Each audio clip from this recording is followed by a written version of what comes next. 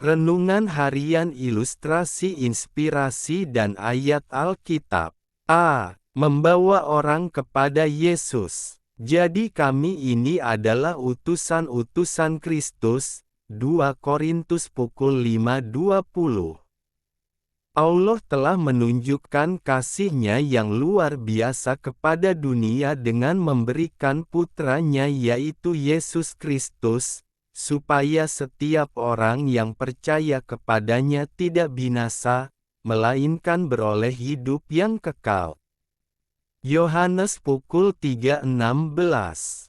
Melalui pengorbanan Kristus di kayu salib inilah kita diperdamaikan dengan Allah. Karena Allah telah mendamaikan kita dengan diri-Nya oleh Kristus dengan tidak memperhitungkan dosa dan pelanggaran kita, maka Ia pun memberikan tugas dan tanggung jawab kepada setiap kita untuk memberitakan kabar damai ini kepada dunia. Ini sebuah kepercayaan yang tak ternilai harganya. Jadi kita ini adalah duta-duta Tuhan di tengah dunia. Banyak orang Kristen yang tidak menyadari bahwa dirinya menyandang predikat sebagai utusan Kristus. Sebagai utusan Kristus kita memiliki tugas untuk bersaksi tentang Kristus dan karya keselamatan-Nya kepada dunia. Inilah pelayanan yang dipercayakan Tuhan kepada kita yaitu pelayanan pendamaian. Pelayanan pendamaian adalah mengenai bagaimana kita membawa orang lain kepada Tuhan Yesus dan membawa Tuhan Yesus kepada orang lain. Setia hadir di gereja setiap minggu dan aktif terlibat dalam pelayanan tidak secara otomatis membuat Tuhan Yesus berkata, "Baik sekali perbuatanmu itu, hai hamba-Ku yang baik dan setia." Matius 25:21. Namun, melakukan pelayanan pendamaian dengan membawa orang lain mengenal Tuhan Yesus dan menghadirkan Tuhan Yesus dalam kehidupan orang lainlah yang menyenangkan hati Tuhan. Jadi, kita tidak akan mampu menjalankan tugas pelayanan pendamaian ini bila kita sendiri tidak memiliki kehidupan seperti Kristus.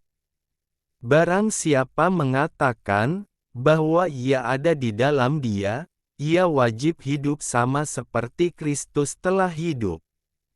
1 Yohanes 2:6.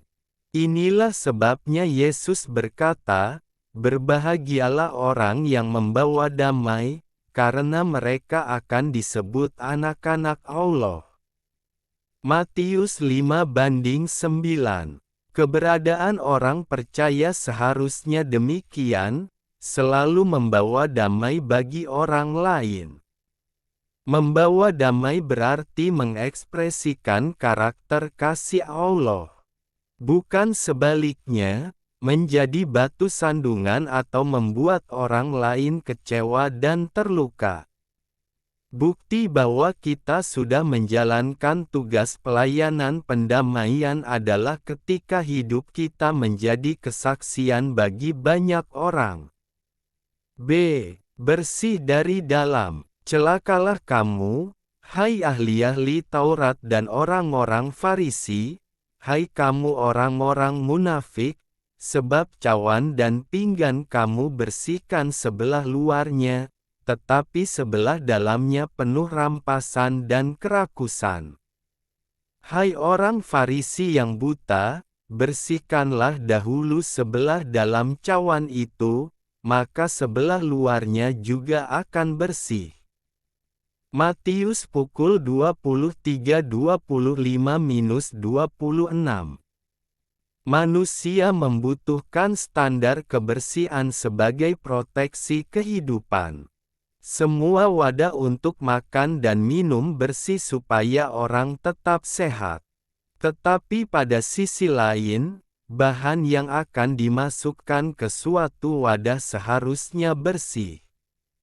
Makanan tidak sehat yang dimakan dari wadah yang sehat tetap membuat sakit. Bagian dalam yang kotor bukan soal bagian yang tidak dibersihkan tetapi diisi dengan makanan atau minuman yang salah. Bukan cawan yang kotor yang menajiskan, sakit rohani, tetapi hidup yang kotor yang menajiskan kehidupan. Hidup yang dibersihkan dari luar dengan penampakan yang sesuai dengan budaya atau agama secara letterlek tetapi tidak diresapi dengan jiwa yang bersih tidak akan dapat membuat hidup ini bersih. Jiwa yang bersih dari dalam akan membersihkan hidup ini yang oleh keterbatasannya dalam berbagai hal selalu terancam oleh kesalahan, tetapi semoga bukan dosa yang sengaja yang harus dibersihkan. Bersihkanlah aku seluruhnya dari kesalahanku, dan tahirkanlah aku dari dosaku. Mazmur 51:4. C. Kaya dalam kebajikan. Janganlah orang kuat bermegah karena kekuatannya, janganlah orang kaya bermegah karena kekayaannya. Yeremia 9:23. Tidak ada ayat dalam Alkitab yang menyebutkan bahwa orang Kristen tidak boleh kaya dan hidup dalam kelimpahan. Justru sebaliknya, Tuhan rindu anak-anaknya memiliki kehidupan yang berhasil dan diberkati, karena untuk itulah Dia datang, baca Yohanes 10:10b. Tuhan rindu memberkati anak-anaknya supaya kita menjadi berkat bagi orang lain. Allahku akan memenuhi segala keperluanmu menurut kekayaan dan kemuliaan-Nya dalam Kristus Yesus. Filipi 4:19. Rasul Paulus sangat percaya hal ini. Rasul Paulus tidak pernah memerintahkan Timotius untuk berbicara kepada orang kaya supaya mereka meninggalkan kekayaannya dan menjadi orang miskin atau hidup dalam kekurangan atau pas-pasan. Yang dimaksudkan oleh Paulus adalah agar orang-orang kaya, yang secara materi berlebihan, memiliki sikap hati yang benar terhadap kekayaan yang dimilikinya. Paulus berkata kepada Timotius, "Peringatkanlah kepada orang-orang kaya di dunia ini agar mereka jangan tinggi hati dan jangan berharap pada sesuatu yang tak tentu seperti kekayaan, melainkan pada Allah yang dalam kekayaannya memberikan kepada kita segala sesuatu untuk dinikmati."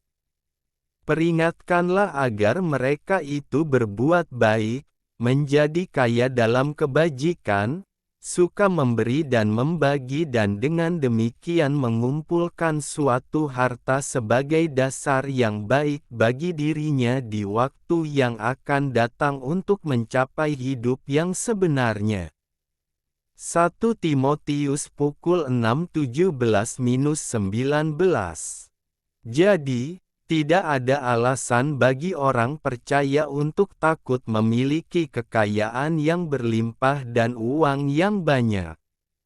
Yang patut diwaspadai adalah jangan sampai kita terjerat cinta uang dan kemudian hati kita melekat kepada kekayaan tersebut.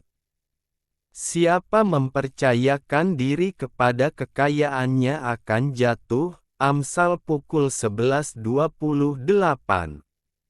Dengan kekayaan yang ada kita memiliki kesempatan yang luas untuk berbuat kebajikan, suka memberi dan membagi, serta memuliakan Tuhan dengan harta yang kita miliki ini.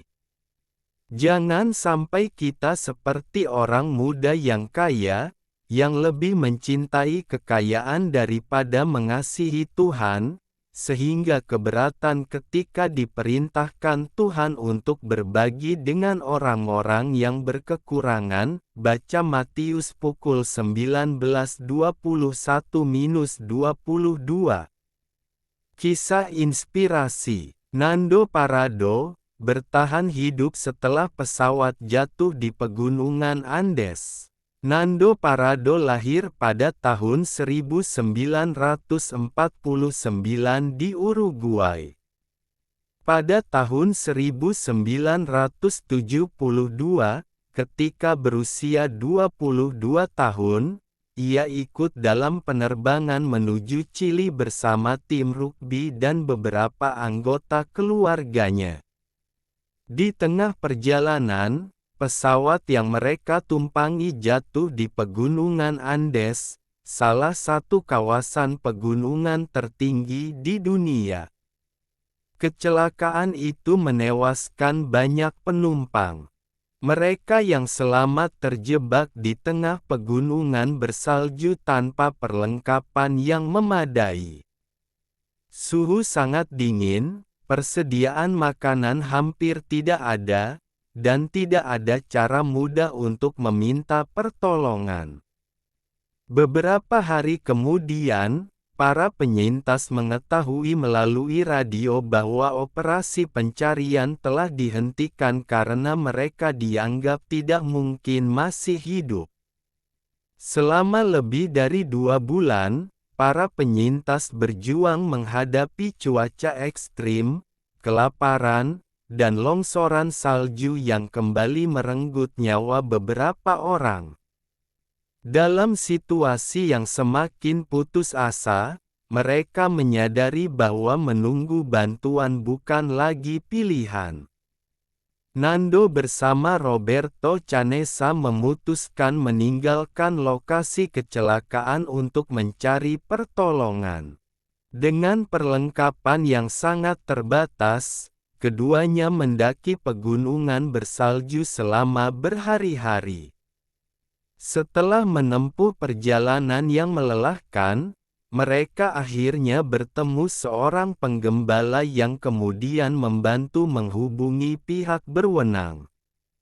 Tim penyelamat akhirnya berhasil mencapai lokasi pesawat dan mengevakuasi para penyintas yang masih hidup. Dari 45 orang yang berada di dalam pesawat, hanya 16 orang yang berhasil diselamatkan. Nando Parado kemudian dikenal sebagai salah satu tokoh utama dalam kisah penyelamatan tersebut. Pengalaman itu mengubah hidupnya, dan ia kemudian membagikan kisahnya kepada banyak orang sebagai kesaksian tentang harapan, keberanian, dan tekad untuk terus hidup ketika semua harapan tampak telah hilang. Ada kalanya kita berdoa meminta pertolongan, tetapi jawaban yang kita harapkan tidak segera datang. Hari demi hari berlalu, keadaan tetap sulit, dan kita mulai bertanya apakah Tuhan masih mendengar doa kita. Di saat seperti itulah pengharapan kita diuji. Pengharapan orang percaya tidak dibangun di atas keadaan yang berubah-ubah, melainkan pada Tuhan yang tidak pernah berubah. Ketika kita merasa seolah-olah ditinggalkan, Tuhan tetap bekerja, menopang, dan memberi kekuatan untuk melangkah satu hari demi hari. Mengapa engkau tertekan, hai jiwaku, dan mengapa engkau gelisah di dalam diriku? Berharaplah kepada Allah, sebab aku bersyukur lagi kepadanya, penolongku dan Allahku. Mazmur 42:12.